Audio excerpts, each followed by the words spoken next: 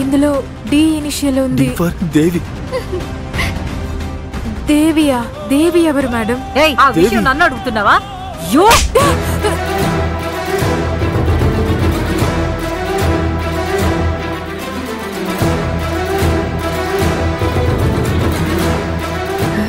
Idiot! P initial కి బదులుగా D అనే ఇనిషియల్ ఉంగరం పైకి ఎలా వచ్చింది? మేడం, నేను పి ఇనిషియలే డిజైన్ చేశాను. అయితే మరి డి అని ఎలా మారింది?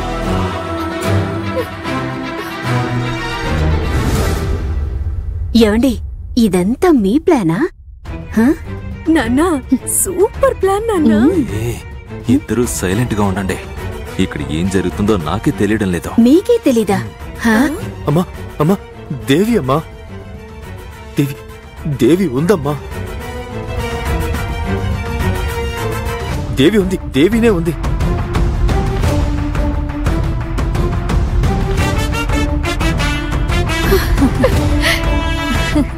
దేవి.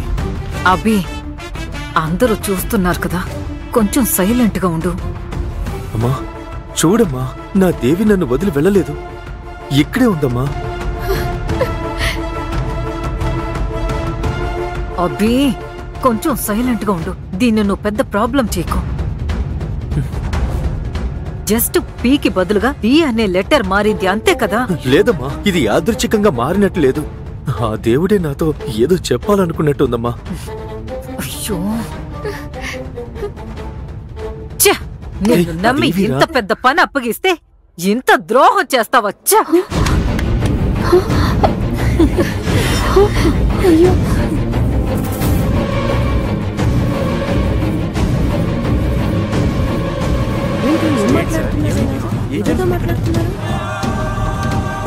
ఏంటండి ఇది? మా అమ్మ ఇనిషియల్ కి బదులుగా వేరే ఏదో ఇనిషియల్ ఉంది. ఏంటండి ఇదంతా? మమ్మల్ని అవమానించడానికి మీరు ఇలాంటివన్నీ చేస్తున్నారా? లేదండి,